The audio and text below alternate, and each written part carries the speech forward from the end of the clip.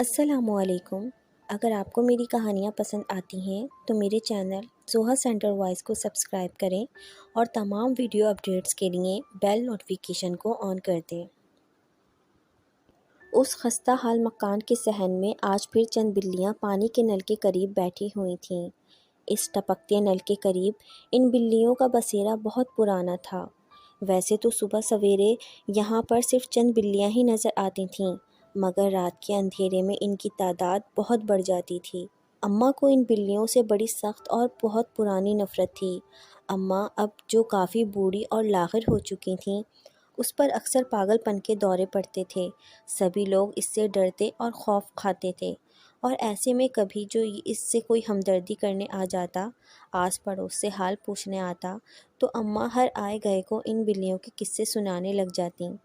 نل کے قریب لے جا کر کہتیں، دیکھو یہ منحوس بلیاں آج پھر میرے نل پر قابض ہو کر بیٹھی ہیں۔ میرا سارا دن یہاں کھڑے کھڑے دم نکل جاتا ہے۔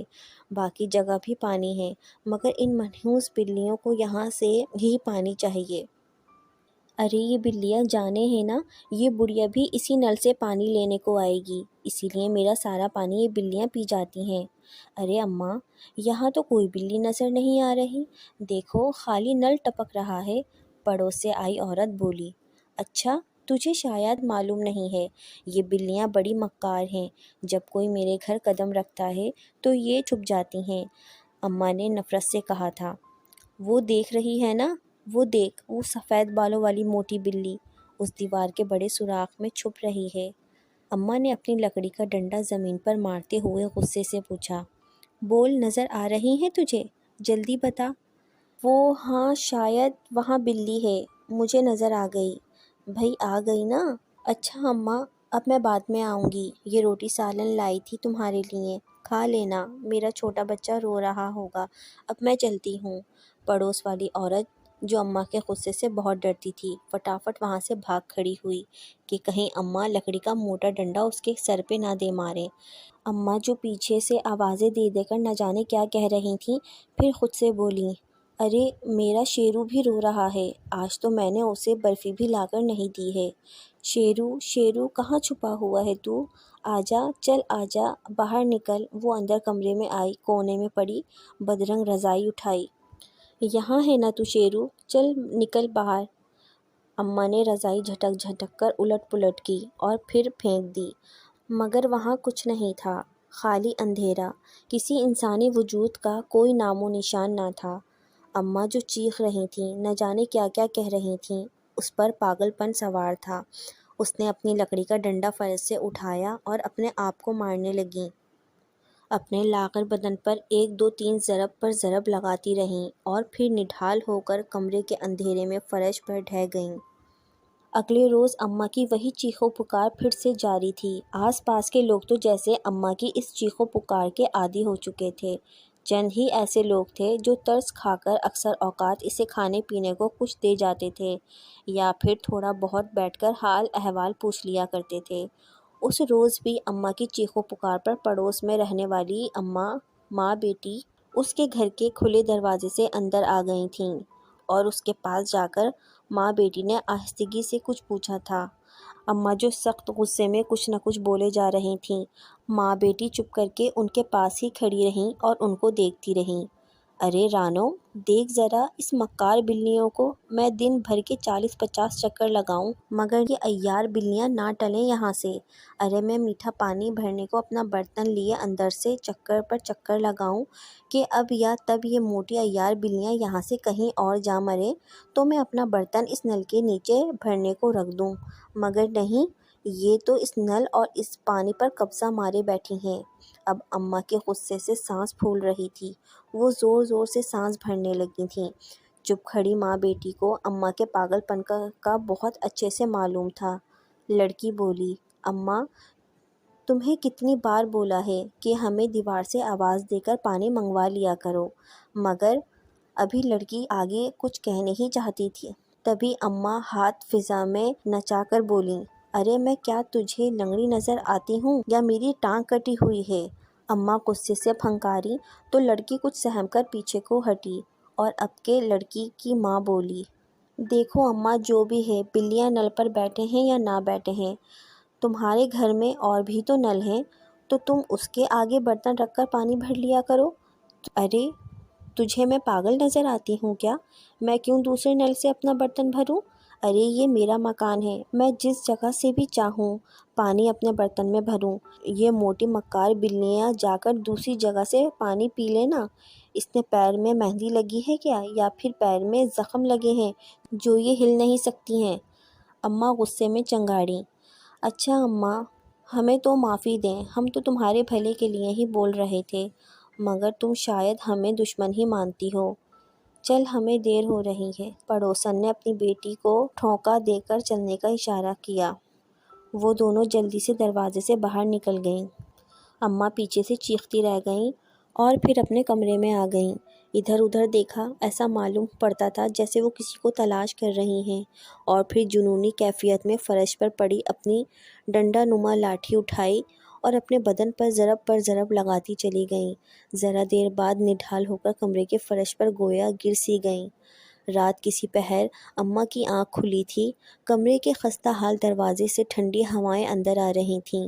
اماں بڑی مشکل سے اپنے جسم کو گھسیٹ گھسیٹ کر کمرے سے باہر لائی تھیں اور اپنی لاٹھی کی مدد سے قدم جماتی ننگے پیر ٹھنڈے فرش پر چلتی ہوئی صحن کے کونے تک آئی تھیں، جہاں نل کے پاس اسی بلیوں کا بہت بڑا ہجوم نظر آیا۔ اس نے سوئی ہوئی بلیوں اور ان کے بچوں پر اپنی لاٹھی بڑے زور سے دے ماری، گویا پھر نیا طوفان برپا ہو گیا۔ بلیوں کے بچے چیخنے لگے، بلیاں غراتی ہوئی اماں کی جانب بڑھنے لگیں۔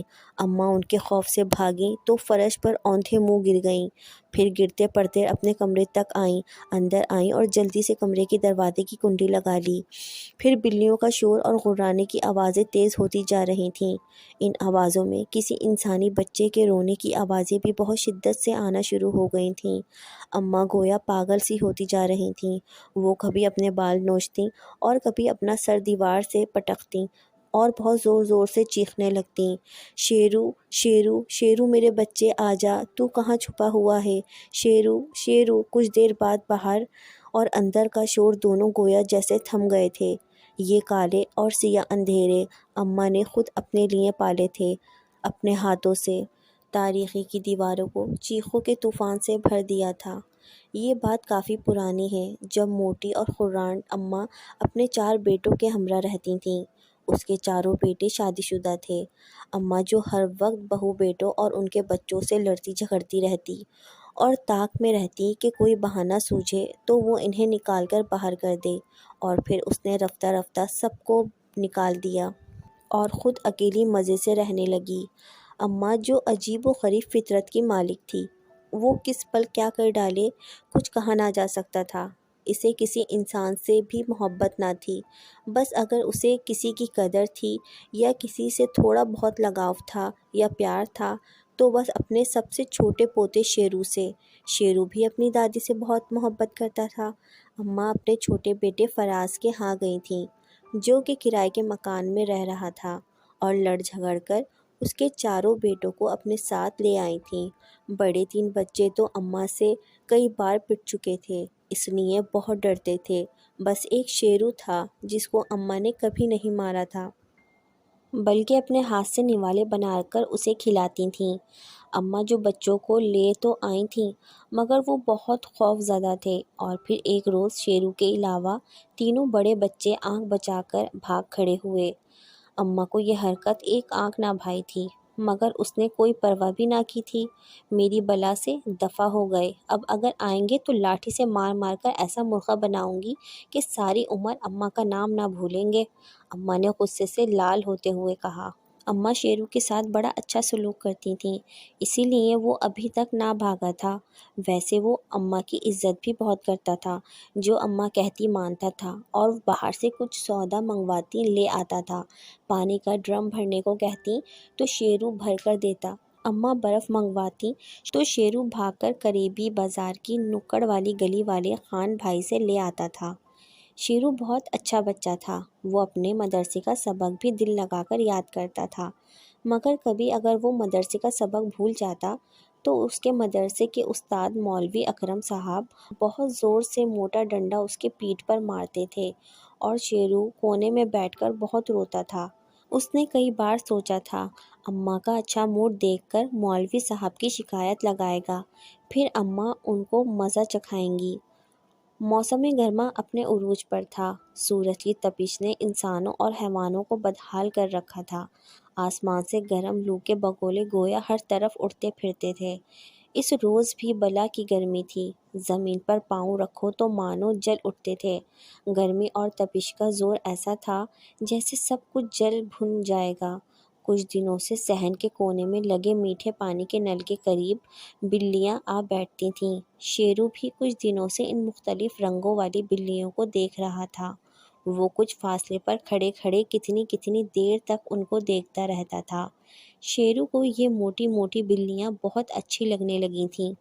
سفید رنگ والی، کالے رنگ والی، چتکبری اور نارنجی رنگ، اور آخری ہلکے زرد رنگ والی بلی۔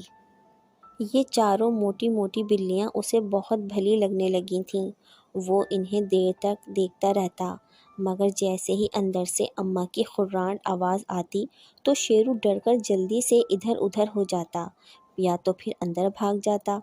اسے کسی حد تک یہ معلوم ہو گیا تھا کہ اماں کو یہ بلیاں بالکل پسند نہیں ہیں، کیونکہ اماں انہیں دیکھتے ہی نفرت سے منہ پھیر لیتی تھیں، اور اس نے شیرو کو بھی کہہ دیا تھا اگر تو نے ان موٹی بلیوں کو کچھ کھانے کو ڈالا تو ان موٹی بلیوں کی کھال اتار کر اور پھر وہ کھال ابال کر تجھے روز کھلاؤں گی۔ بہتر ہے کہ تو ان بلیوں سے دور رہا کر۔ اور یہ سنتے ہی شیرو کو زور سے کیں آ گئی تھی۔ اب شیرو بلیوں کے معاملے میں کافی چوکنا رہنے لگا تھا۔ ذرا آہٹ ہوتی تو وہ ڈر کے مارے فوراً وہاں سے بھاگ کھڑا ہوتا تھا۔ جب روزانہ اماں میٹھے پانی کے اس نل سے جہاں بلیاں بیٹھی تھیں ڈرم یا بالٹی بھرنے کو کہتیں تو گویا شیرو خوشی سے نہال ہو جاتا تھا، چونکہ صرف پانی بھرنے کے اوقات میں اماں اس کو بالکل کچھ نہ کہتی تھیں۔ حیرت کی ایک بات یہ بھی تھی کہ جب شیرو پانی بھرنے کے لیے نل کے قریب جا کر کھڑا ہوتا تھا تو بلیاں خود ہی کچھ فاصلے پر ہو جاتی تھیں، اور پھر شیرو پانی بھرنے میں کافی دیر لگاتا تھا اور قریب سے ان موٹی نرم و ملائم بلیوں کو دیکھتا رہتا تھا۔ شیرو، چل دسترخوان کا کپڑا بچھا، آج اس قدر گرمی ہے، ہائے جیسے بندے کو تپش مار کر کھا جائے گی۔ چل آج ہم جلدی روٹی کھا کر تھوڑا سو جائیں گے، رات میں بھی ٹھیک سے سو نہیں پائے تھے۔ شیرو نے فوراً ہی دسترخوان بچھا دیا۔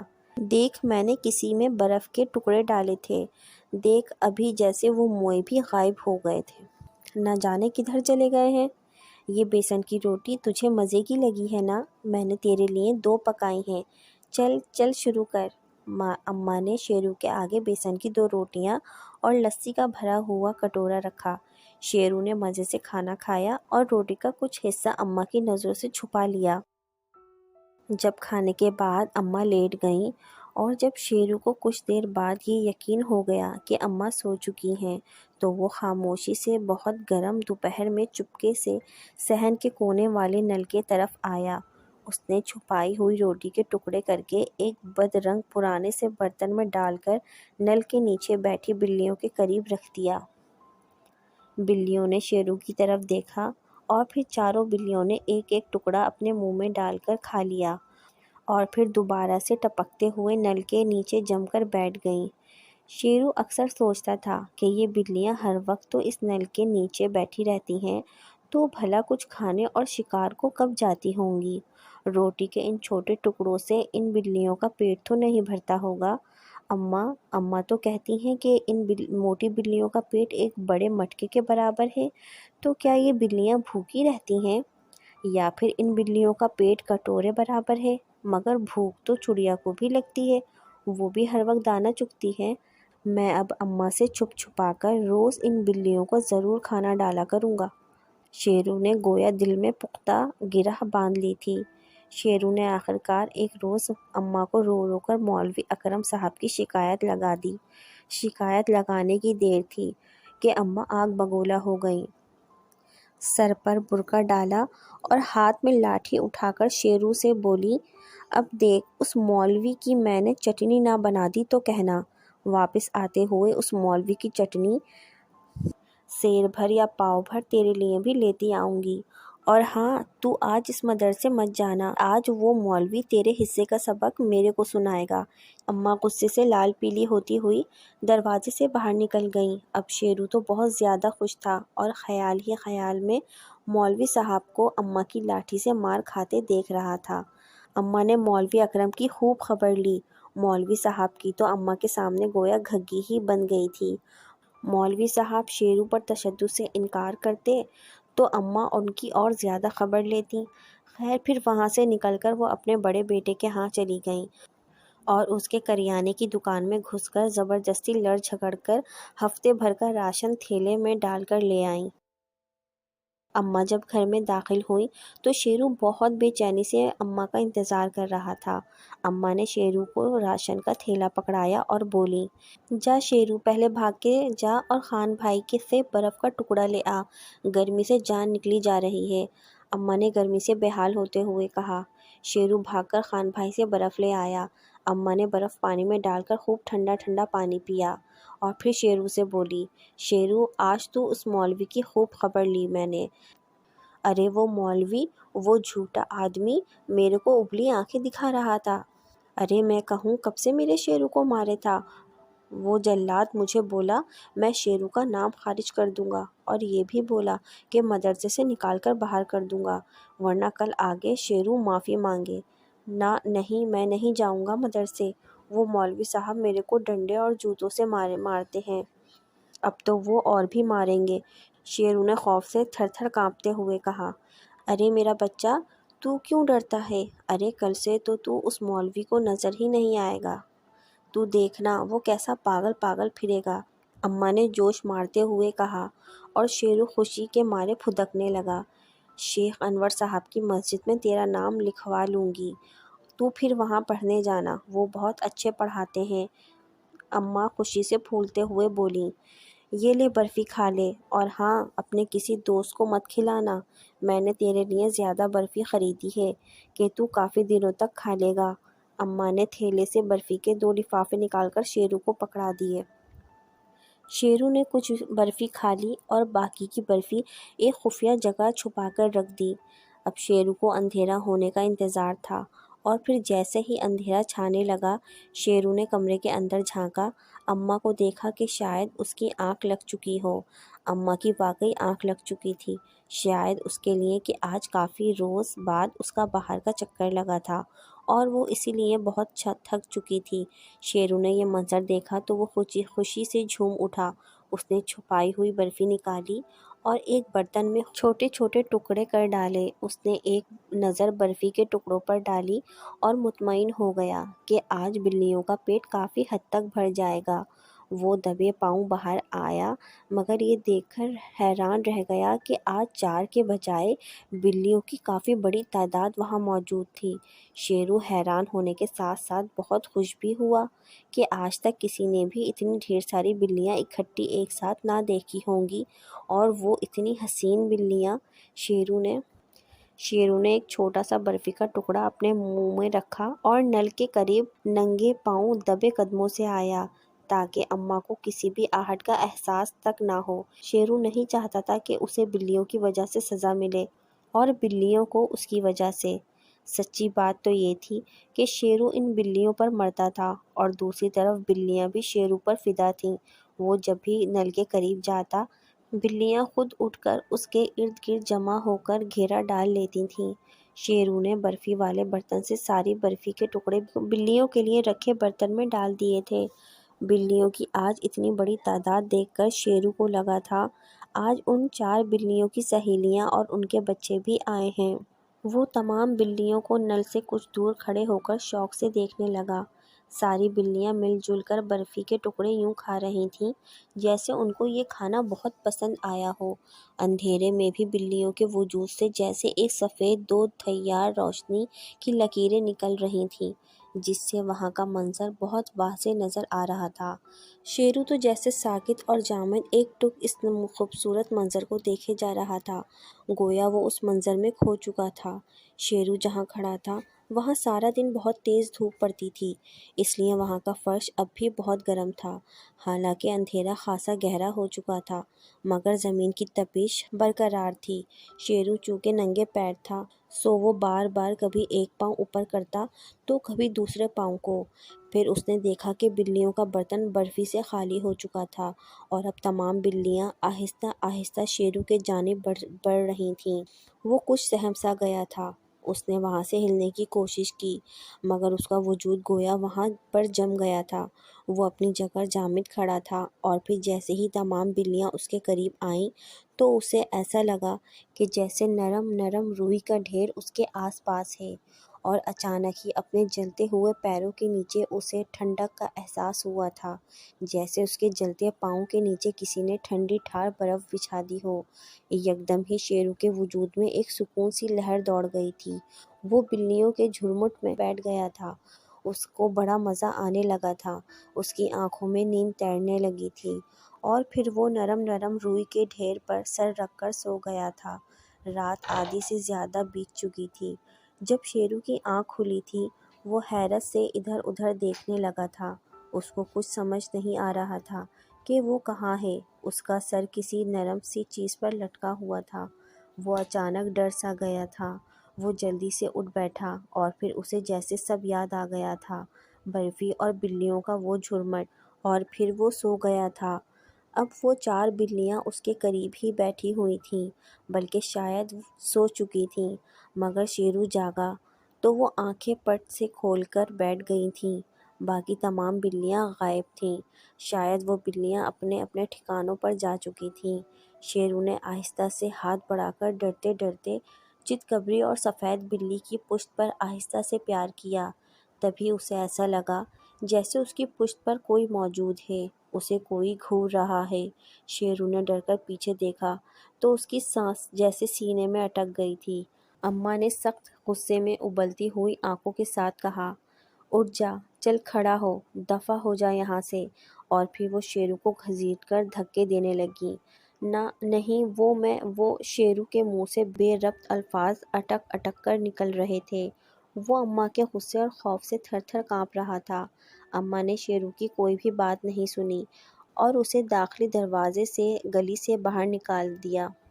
اگلے روز شیرو نے سارا دن اماں سے معافی مانگی، منتیں سماجتیں کیں، اور اماں سے کہا جو وہ آئندہ کہیں گی وہی کرے گا، اس کی ہر بات مانے گا۔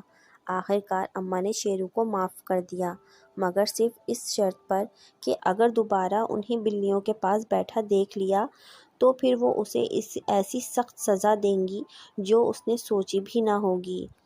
اس روز کے بعد سے اماں اب ہر پل ہر لمحہ شیرو پر نظر رکھنے لگی تھیں۔ جب وہ مسجد سے آتا، صحن میں بیٹھ کر اپنا سبق یاد کرتا تو اماں کی نظریں اس پر جمی رہتی تھیں، جبکہ شیرو تو مگن اپنا سبق یاد کرتا رہتا تھا۔ پانی کا ڈرم بھرتا تو اماں کمر پر ہاتھ رکھے اسے گھور کر دیکھتی رہتیں کہ ابھی شیرو ان موٹی اور مکار بلیوں کے پاس جا کر بیٹھ جائے گا تو اس کو چپل سے ماریں گی، مگر شیرو کا دھیان ادھر ادھر ہوتا ہی نہیں تھا۔ وہ اپنا کام کرتا اور اندر آ جاتا۔ اماں پہلے تو شیرو کے اس رویے سے بہت حیران ہوئیں، مگر پھر اسے ایسا لگا کہ شیرو کو اس کی بات سمجھ میں آ گئی ہے۔ اماں دل ہی دل میں اکثر سوچتیں کہ یہ موٹی مکار عیار بلیاں میرے گھر پر قبضہ جمانا چاہے ہیں۔ میں ان بلیوں کا ایسا حال کروں گی کہ پھر کبھی میرے ٹھکانے پر قدم نہ رکھ پائیں گی۔ ان منحوس بلیوں کی وجہ سے ایسا لگتا ہے کہ جیسے میرے مکان پر کوئی کالا سایہ ہے، میرے اناج پر بھی ان موٹی بلیوں کی کالی نظر لگی ہے۔ پھر بہت سے دن گزر گئے تھے اور کوئی خاص بات نہیں ہوئی تھی۔ اب جاڑے کے دن شروع ہو چکے تھے۔ اماں گرما گرم پکوڑے تل رہی تھیں اور شیرو قریب ہی کھڑا اماں کی چھوٹی موٹی مدد کر رہا تھا۔ جا شیرو، ذرا تندور سے 3-4 روٹیاں پکڑ لا۔ اماں نے شیرو کو پیسے پکڑائے تھے۔ شیرو بھاگ کے تندور سے روٹیاں لے آیا تھا۔ جب وہ روٹیاں لے کر اندر آیا تو اس نے ایک روٹی جو اپنے پیسوں سے اضافی خریدی تھی جلدی سے دیوار والے ایک سوراخ میں چھپا دی۔ پھر ایک نظر موٹی موٹی نرم و ملائم بلیوں پر ڈالی جو نل کے قریب سو رہی تھیں، اور پھر جلدی سے اندر بھاگ آیا تھا کہ کہیں اماں دیکھ نہ لیں اور پھر کوئی آفت نہیں آ پڑے۔ اماں نے شیرو کو گرما گرم پکوڑے اور روٹی دی تھی۔ سردی چونکہ بہت تھی اس لیے ساتھ ہی گرم گرم چائے بھی بنائی تھی۔ شیرو نے مزے سے کھانا کھایا اور کچھ پکوڑے بعد کے لیے بھی بچا کر رکھ لیے تھے۔ اگلے روز دھوپ خوب چمک کر نکلی تھی تو اماں نے گدے اور رضائی وغیرہ کو دھوپ لگوائی تھی۔ 2 چھوٹے صندوق بھی دھوپ میں رکھے تھے اور ایک کافی بڑا صندوق جو کافی گہرا بھی تھا، اس کو اماں اور شیرو نے گھسیٹ کر صحن کے وسط میں لا کر دھوپ میں رکھا تھا۔ ایک میلی سی پرانی رضائی جو اسی گہرے صندوق میں پڑی تھی، اماں نے شیرو کو کہا کہ اندر گھس کر یہ رضائی نکال دے اور دھوپ میں ڈال دے۔ وہ سارا دن انہی کاموں میں نکل گیا تھا۔ اس روز اماں اور شیرو سرے شام ہی سو گئے تھے۔ اگلے روز صبح سے خوب زور کی بارش ہو رہی تھی جو کبھی تیز اور کبھی آہستہ مسلسل برس رہی تھی۔ کمرے سے باہر رکھا کچھ سامان تو اماں گزشتہ روز ہی اندر رکھ چکی تھیں، بس 1-2 چیزیں ہی باہر رہ گئی تھیں۔ ان میں وہ بڑا اور گہرا صندوق بھی تھا جس پر بارش کا پانی پڑ رہا تھا، سو اماں اور شیرو نے اسے دھکا دے کر چھجے کے نیچے کر دیا تھا۔ سردی پہلے سے بہت ہی زیادہ بڑھ گئی تھی، سرد ہوائیں بدن کو چیر کر گزر رہی تھیں۔ اس روز دوپہر میں اماں اور شیرو نے گرما گرم چائے کے ساتھ پراٹھا کھایا تھا اور پھر اماں سونے چلی گئی تھیں۔ تو بھی کچھ دیر سو جا، اماں نے شیرو سے کہا۔ شیرو نے لیٹنے سے پہلے جلدی جلدی کچھ کھانے پینے کی چیزیں اس دیوار والے مخصوص سوراخ میں چھپا دی تھیں۔ پورا آسمان کالے بادلوں سے ڈھکا ہوا تھا، بارش مسلسل تیزی سے برس رہی تھی۔ شیرو نے بلیوں کی طرف دیکھا، چاروں بلیاں نل کے پاس والی دیوار کے قریب ہو کر برستی بارش سے بچنے کی کوشش کر رہی تھیں۔ شیرو کو یکدم بے چینی سی شروع ہو گئی تھی، بہت شدت سے بلیوں کے بھیگنے پر فکر ہو رہی تھی۔ اس نے ایک نظر اپنے پیچھے سوئی ہوئی اماں پر ڈالی اور مطمئن ہو کر اپنے اوپر موٹی چادر ڈالتے ہوئے کمرے سے باہر آ گیا اور بلیوں کو بڑی مشکل سے چھجے کے نیچے تک لے کر گیا تھا۔ سرد ہوائیں شیرو کے بدن کے اندر گویا گھسی جا رہی تھیں۔ اس نے دیوار والے سوراخ سے چھپایا ہوا کھانا نکالا، کچھ بلیوں کو ڈالا اور کچھ بلیوں کے قریب ہی بیٹھ کر خود بھی کھایا۔ شیرو کو اماں کا خوف تو تھا، مگر اس نے سوچا تھا اگر اماں اٹھ بھی گئیں تو وہ کوئی بہانہ بنا دے گا یا پھر کہیں چھپ جائے گا، اور پھر اچانک وہ بھاگ کر اندر آ گیا۔ اسے ایسا لگا جیسے اماں آ رہی ہیں۔ جب اس نے اندر کمرے میں جھانکا تو اماں اپنے بستر پر سے اٹھ رہی تھیں۔ اماں نے اٹھ کر قہوہ بنایا اور پیالی میں انڈیلا کہ اس کی نظر شیرو پر پڑی جو کچھ گھبرایا ہوا اور کافی بھیگا ہوا تھا۔ ارے تو کیسے بھیگ گیا؟ اماں نے قدرے حیرت سے پوچھا۔ چل اندر فوراً کپڑے بدل، اب باہر مت جانا، اندر چل، بیمار پڑے گا کیا؟ اب اماں کی آواز میں غصہ بھی شامل ہو گیا تھا۔ شیرو نے جب تک کپڑے بدلے تھے اماں نے قہوہ پی لیا تھا۔ وہ شیرو سے بولی، چل جا کے رضائی میں بیٹھ۔ شیرو اماں کے کہنے پر رضائی میں دبک تو گیا تھا مگر اس کا سارا دھیان بلیوں کی طرف ہی لگا ہوا تھا۔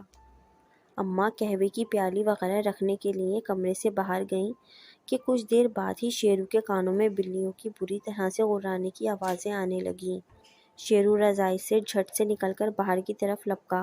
اس نے دیکھا کہ اماں چھجے کے نیچے موجود چاروں بلیوں کو اپنی لاٹھی سے مار اور دھتکار رہی ہیں۔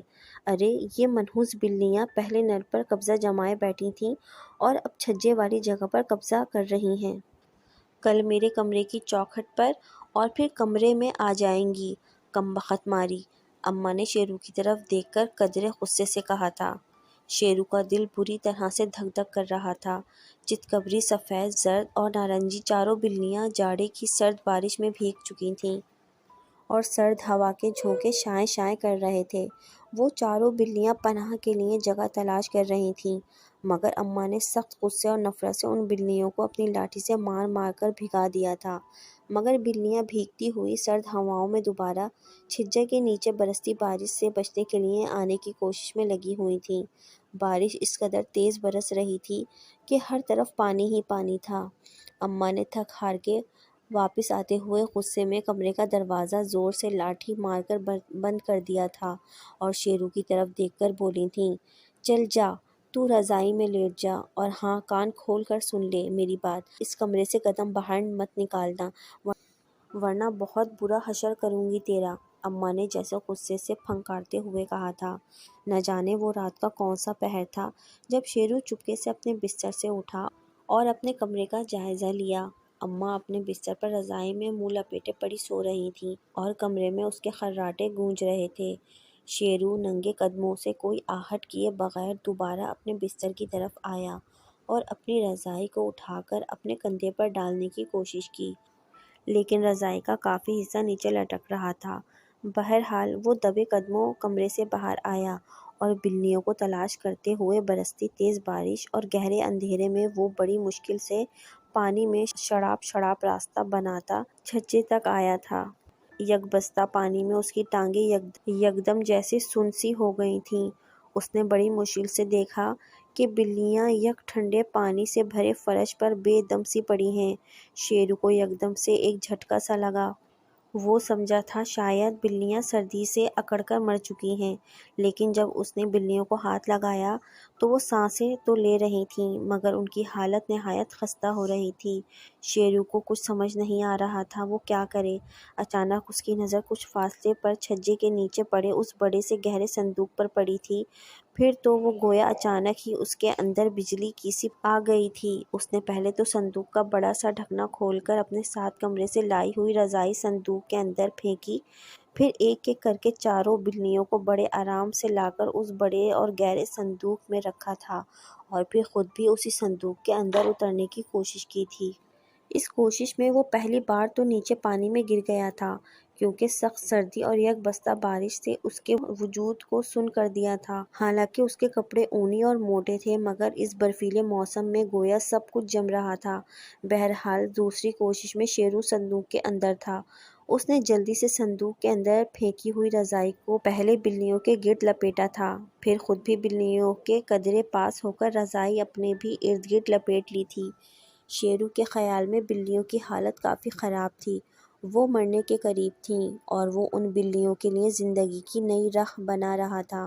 وہ ہمیشہ سے یہ سوچتا تھا کہ ان بلیوں کے پاس کوئی جادو ہے یا وہ بلیاں خود جادو نگری سے آئی ہیں، مگر اب وہ اس بات پر بھی بہت حیرت زدہ تھا کہ آج یہ بلیاں خود اپنی مدد کیوں نہیں کر سکتیں۔ ابھی وہ یہ سوچ ہی رہا تھا کہ اس کو کچھ شور اور کھٹکے جیسی کچھ آوازیں سنائی دی تھیں۔